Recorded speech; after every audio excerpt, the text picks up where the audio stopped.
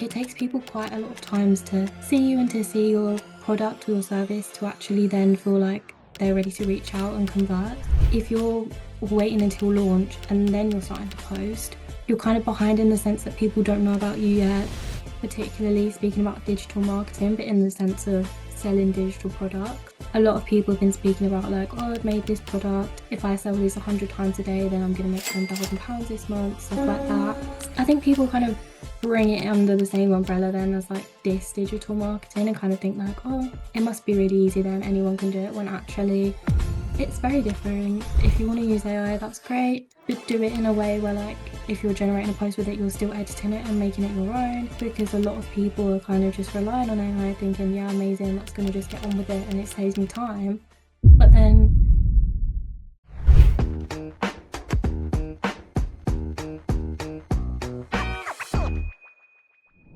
Hey everyone, welcome to DMA podcast. I'm your host Shubham, and today we have another episode like for one of my favorite topics, myths versus reality in marketing. So today we have Imogen from Imogen Grace Socials, and we will be talking with her many different topics on social media marketing and myths and reality and AI. And I hope you will like this conversation.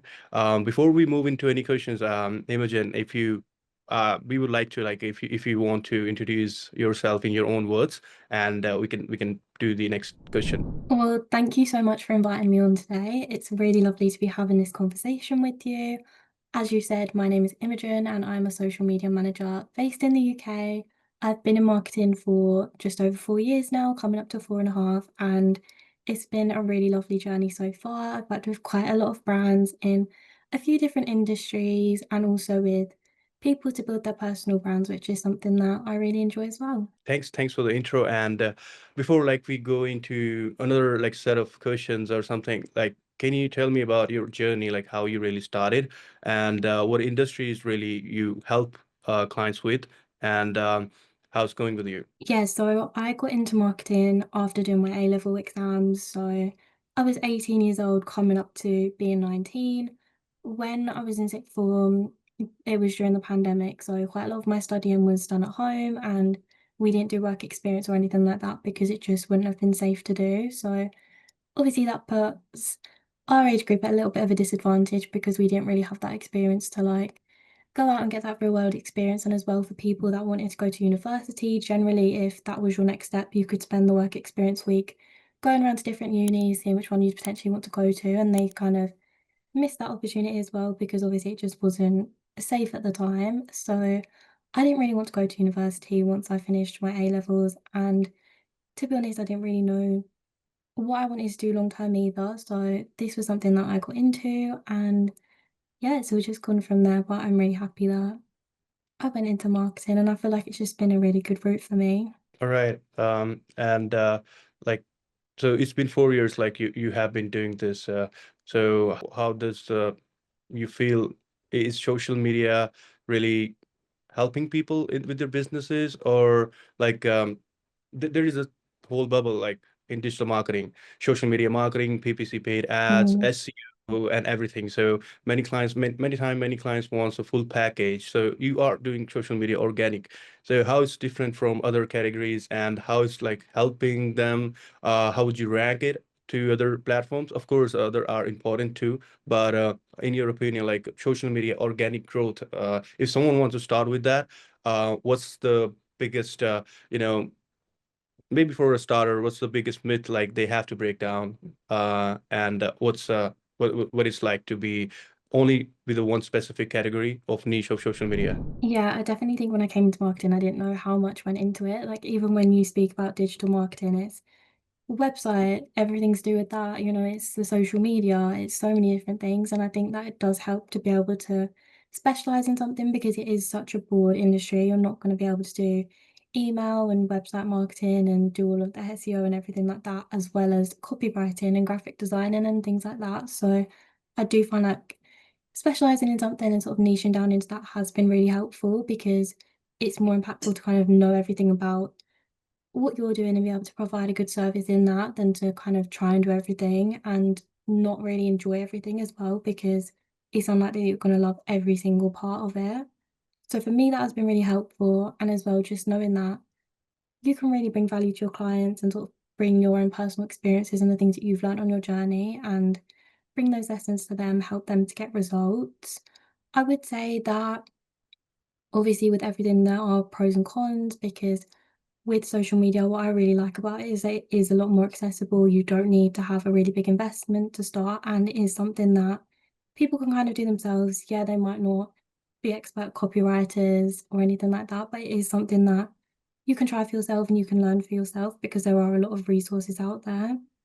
With ads and things like that, they do require a lot more investment, and definitely for bigger businesses and businesses that are really trying to push sales, ads can be really helpful, even on social media as well. So I think it is a case of weighing up what the right thing for your business is. And I think organic social is always a really good add on to that because we see and buyers kind of want to know the story of the brand and understand the people in it. So to have a personal brand or to even just have a business page and have your employees out there, it does really build trust and help with the conversion process.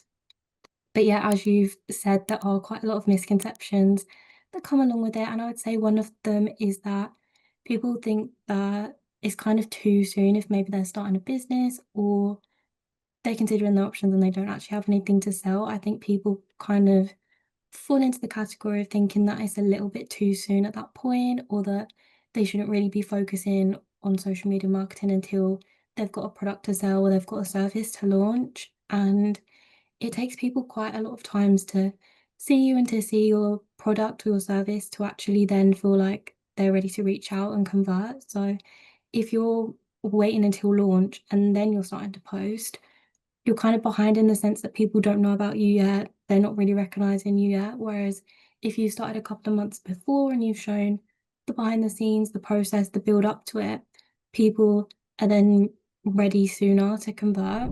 So like the good time is always like there is never late. People should go in and take full advantage of the social media. So is there any platform that you recommend for local businesses or like small businesses people should focus on? Because many times they are confused, like if they want to start with LinkedIn, they don't know like where the target audience is. They wanted to start with LinkedIn, they want to start with Facebook, Instagram, and they are confused like how do you differentiate like which particular industry is better for which platform, or we should do a mix of that. Yeah, there are so many social media platforms out there. So I think sometimes if you're just starting up a business or something like that, it can be really hard to know where to focus. And I think a lot of people do feel like they kind of have to be on every single platform so that they don't miss out on reaching any people. But it is just a case of knowing where your audience are. So if you're reaching young people, you might want to be on TikTok. Whereas if you're looking for older people, you might want to be on LinkedIn or Facebook. So it does kind of depend who you're reaching, but generally I would recommend LinkedIn as a platform because especially if you're wanting to build a personal brand, just because it does get you in front of decision makers. And I think a lot of people are put off because they think like, oh, it's really corporate and maybe that's not the place for me if I'm a newer business owner. But actually, there are so many younger people on there as well. And you can really make a name for yourself within your industry. So I would encourage people to stay a bit more open-minded to that. I think Instagram is always a really good platform as well because you can tag locations in posts and things like that to make yourself more discoverable in your local area if that's the customers that you're trying to reach. So like whenever you onboard a client, so what's the typical process look like? Do you have a checklist when, we want to know about the target audience, you're checking the competitors, like these are general specific stuff like people know. But is there something like more deep into research in your perspective, like everyone should do maybe a small checklist you can tell us? Yeah, so it does depend obviously a little bit depending on the client, how long they've been in business, if they've had, marketing help before, or if someone perhaps on the team has been doing it, because everyone kind of comes to you from a different place. So I think it does depend whether maybe they've done something before or whether they're completely starting from scratch. But I would say the best thing to start with is a discovery call because you want to understand where they're at in order to then come in and help them. So I would say that a discovery call just to understand who they are, what they do, what they've done marketing wise before. Because if they've, say, tried ads or they've tried organic marketing and they've done a specific style of content and it hasn't worked, you don't want to just come in and do the same thing because you're going to get the same results. So I think the most important thing is to just have a little call, understand what they've been doing previously, understand their brand, who it's for, because you can then go away and research into that, look at what these people are searching for, and the kind of content that really resonates with them.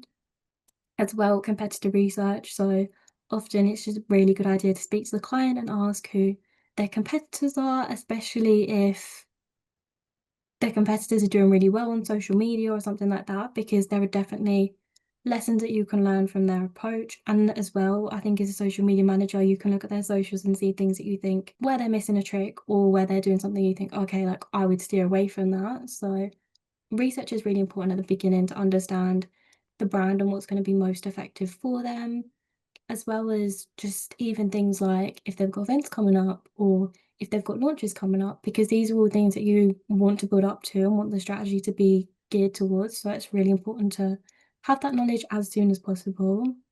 And then in terms of the actual onboarding process and getting things ready to post in, I would say creating a strategy and having KPIs to track so that you know what you're actually looking for and what success online would look like to this client, because it really depends on their aims. You know, some people want to be making sales, and if, say, their social media is linked to Shopify or something like that, they can directly see that sales traffic. So that might be something that you're keeping an eye on. It could be that they want to build brand awareness. So then you might be looking more at how many followers they're getting, what the engagement rate is looking like. So the KPIs, the sort of things to track do really depend on what the brand is looking to do. And then it's just a case of sort of getting the strategy in place, making sure that everyone knows what's coming up and sort of what you're building towards, because I think it's really important to keep that communication open with the client, that they feel like they understand it as well and they understand the aims behind what you're doing. And then usually I would say with content, sort of getting a couple of weeks done, ready, approved, because you don't want to say do one post, the client approves it, you start posting, and then you kind of feel like the approvals generally take a little bit longer at the beginning because you're getting used to their brand. They're also getting used to sort of handing this over, especially if they haven't done anything online before. Sometimes they can be a little bit hesitant, which is completely normal to feel that way, but the process can then sometimes take a little bit longer. They're still getting used to the processes and things like that.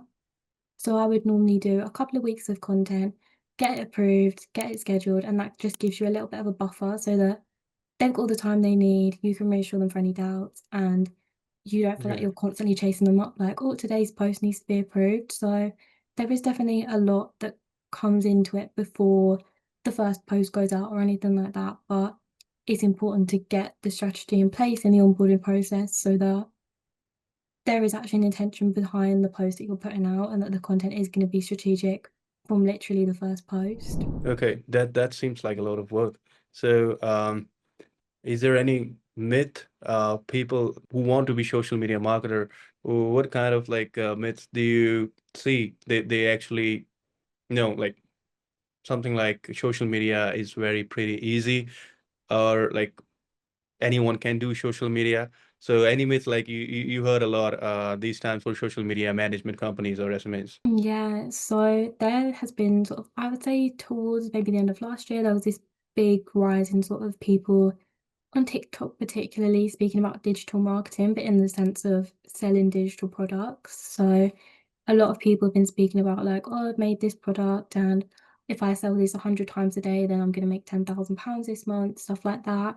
And it kind of just, I think people kind of bring it under the same umbrella then as like this digital marketing and kind of think like, oh, it must be really easy then, anyone can do it, when actually it's very different, because obviously some social media managers that will sell some sort of digital product, so that's content planners, things like that. Some people sell portfolio templates, which is really helpful to people that are new to the industry. But I just think where people are kind of spreading this around about you can make thousands of pounds from just selling digital products online and stuff like that, it does kind of give people the wrong impression, particularly if what they're wanting to go down is like SEO or copywriting or something like that, that's literally so far removed from it. I think that it does kind of give people the impression that it's really easy, especially from the get-go. People saying like, oh, I've only been doing this for 90 days and this is how much money I've made on Stand Store. And it's kind of just, if you don't know the ins and outs of the industry and you kind of just think like, oh, this is what digital marketing is,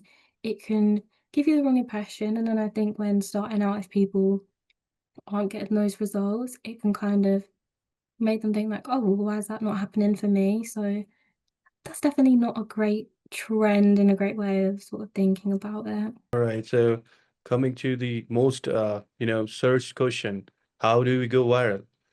Is it like a shortcut? Is it something, a little piece of content behind it? Is it, this is a whole journey? According to me, I think it's a whole journey. You can't just go, but yeah, I saw some pages, I saw some people, like you said, like we only post it like this, through a viral topic and they go, boom, their account is like full of followers, people. I really don't get it, like how did you do that? But yeah, how people can get viral.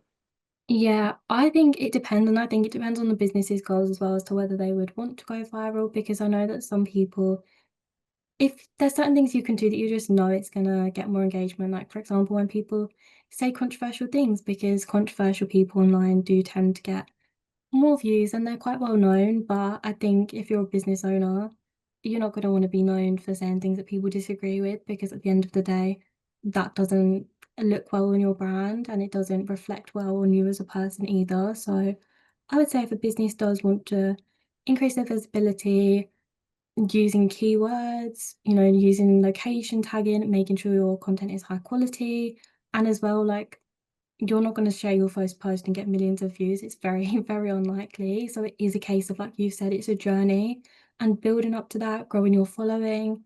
There are definitely things you can do to do it in a way that is a lot more long term for your brand. Like you don't want to just be really controversial or speak on something that maybe doesn't reflect well on your brand and it go viral, because at the end of the day, that's not going to do anything positive for you. Whereas I did have a client who got, I think, like 2 million views on a video a couple of months ago, and it was just a really positive, inspiring fitness video, and it was really aligned with what they do. And I think that is, like, if you're going to have a video get a lot of impressions and that's what people perhaps having the first impression of your brand with, you want to make sure that it's something that really aligns and that looks good on you. Like you don't want it to just be like a terrible opinion that you're going to look back and think, I really wish I actually hadn't shared that. So I think it is just a case of ideally not looking to go viral, because I feel like it puts a lot of pressure on you to kind of do that. Like I think I would say to focus more on sharing high quality content, growing your following, growing your impressions gradually. But if you do want a bit of a boost, I would say it's a case of getting the fundamental steps in place, making sure that you've got your keywords, your locations, making sure that your content is good, making sure that you're engaging as well, because people aren't really going to come and engage with you if you're not also replying to them and doing that back. So yeah, I would say it's about getting all of those steps in place. You can try trial reels and stuff like that as well to increase your visibility. So I think it's just about using sustainable things like that rather than just sharing a controversial opinion or jumping on a trend that isn't going to align well. So like for people who are new businesses or someone who want to start with social media and they don't have like too much big budget to do the paid advertisement, they only want to focus on organic growth. How do they get business? How they can get business and how they can get the conversions from organic media? Is there something like they can do? Or I know it's a long game. It takes a lot of efforts and takes a consistent posting and everything. So, but like people who are just starting out, is there a way they can get the conversion, they can get the customers for their business? Because that's how like they get the return on investment, ROS. So is there a way like organically how they can do that? Is there some steps or like something they can do? I would say one of the biggest things that comes into that, especially at the beginning, is engagement, outbound engagement, because it's all good to be sharing posts, but if you're not putting yourself out there, then people, it's going to take a while for them to see it. So what I would say is it's really good to have a content strategy in place from the beginning. I know that sometimes people feel a little bit nervous about that because it's a bit scary to put yourself out there, especially if it's a new business and you don't have any social media help and maybe you don't really know what you're doing online. I think it is really scary to put yourself out there, and I completely appreciate that it is a bit tough, but engagement makes such a difference. For example, if you're on LinkedIn, you can literally search for people within your target audience and connect with them. And then you can guarantee that they're seeing you. You can engage with their posts. And then I would say probably 2 or 3 times before you want to reach out. Like you don't literally just want to go straight in with a pitch, but you can reach out and sort of say, "Hi, how are you? I'd love to learn more about what you do," and start those conversations because yeah, it's a little bit scary to put yourself out there like that and to be making the first moves. But with social media, you can literally make sure that the people that you want to be seeing you are seeing you, and you can literally just reach out and start those conversations. So I would say that if you're looking for leads particularly, that is something that's going to really help because you're literally starting those conversations and you're not just waiting for people to come to you. Okay, so like if people many time people businesses hire a VA to do that, maybe the outbound or outreach people like, but they don't know about the business. And sometimes that happens. Does it happen with you? Is it something you do as well? Maybe people like hiring VA and how they can get the most out of it because sometimes messaging don't really go well with that. I saw people like they are messaging their own family members sometimes, thinking about the audiences or something. So how we differentiate? Is there something, a checklist or SOP for that as well? Like what should the messages should look like? Yeah, I think with obviously anytime if you're having someone sort of come into your business and help you out, I think it is really important to make sure they've got all the information they need because it would be really hard to obviously be reaching out to your ideal clients if you don't actually know who they are.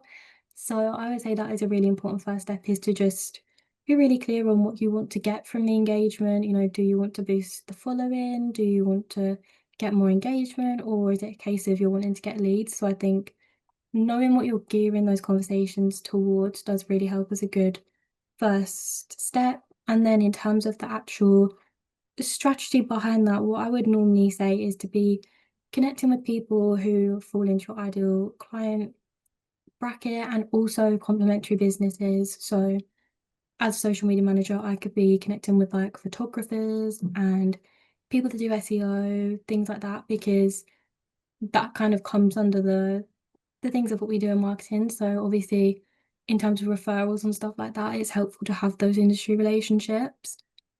So I would always recommend to engage with people before you reach out. I'm sure that everyone's had it where you're sort of having like your DMs or something, people will literally just reach straight out with like a full pitch of what they do. And I think it's never really a good start if that's why you're coming in literally with like a hard sell. So I would never recommend doing that, especially like on LinkedIn with emails and stuff like that. Like if you're having premiums that you can send messages and then you're literally just spamming people with sales, you're not going to get much of a response. So it's kind of a waste of your money and a waste of the investment. I would always recommend to try and start conversations organically, so engage with people's posts. If maybe there's something that really resonated with you, you could then reach out to them and say, "I really loved your post on this. This really resonated with my experience," and sort of start it that way, or even just sort of reach out and say, "I see that you're doing this at whatever company they're doing. I would really love to hear more about your journey. Do you have time for a quick chat this week or something like that?" Like it really doesn't have to be Yeah. too much of a big effort to start out with. I think it's just a case of actually starting a conversation and building a connection, being showing that you're willing to hear more about what they do rather than literally going into their DMs and being like, "Hi, this is what I do. Do you want to have a sales call?" Because I think if you've not built that trust, they probably aren't ready to convert. And if you just go in with a hard sell, it's going to put people off. So it really just is a case of engaging and building up to it rather than literally just going straight in. Yeah, and don't spam people. I that Yeah. too. Yeah, because many times people are skeptic in messaging back because they have been spammed by a lot of accounts lately. So that's something Instagram is also engaged again. Like they don't want people to like comment more Mhm. than like I think few. There is a number where we can do that. But Yeah, yeah, DMs and follows and everything, so so you have to be so careful so not yeah, to.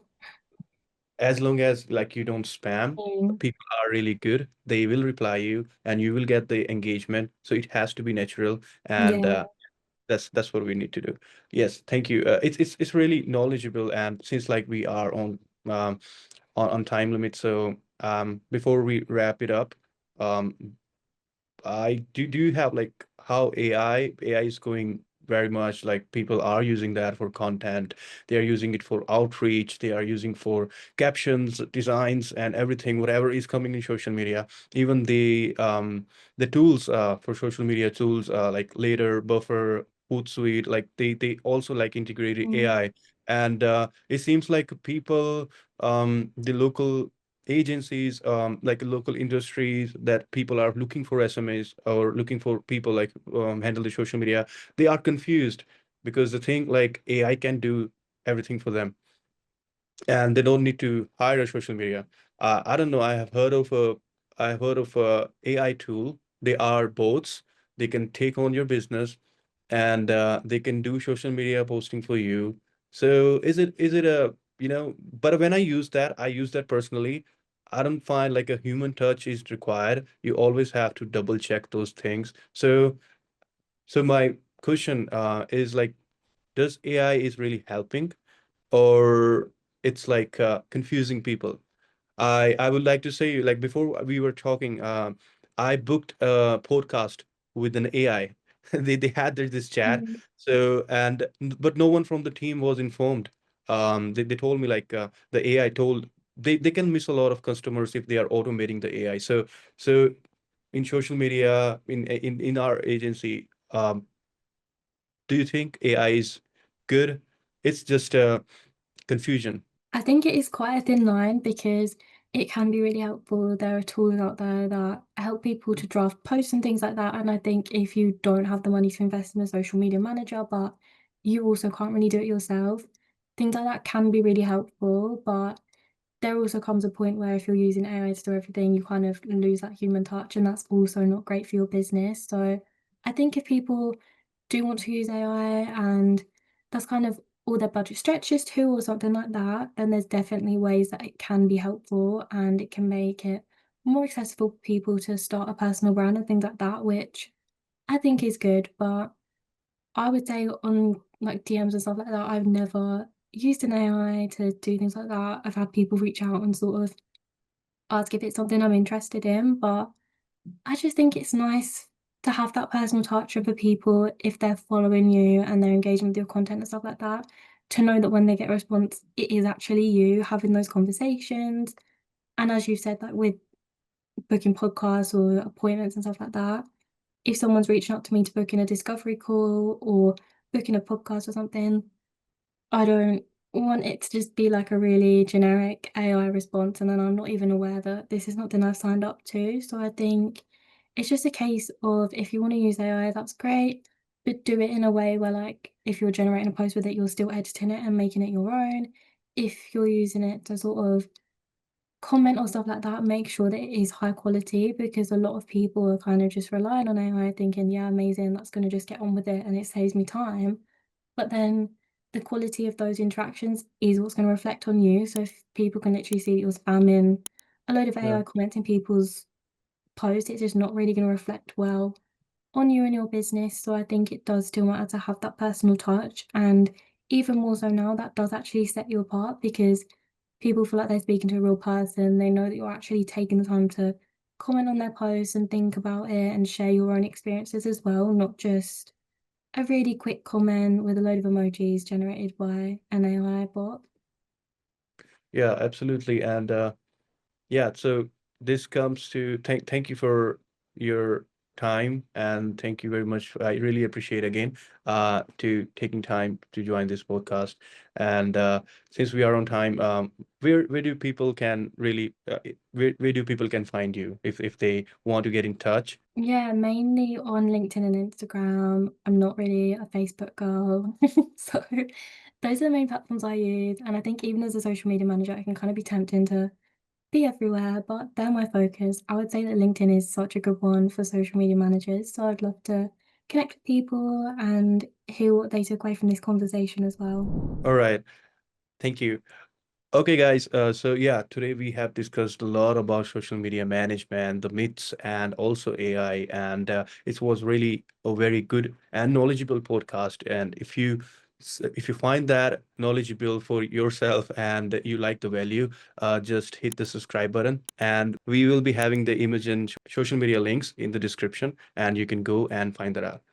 Thank you very much again. See you on the next podcast.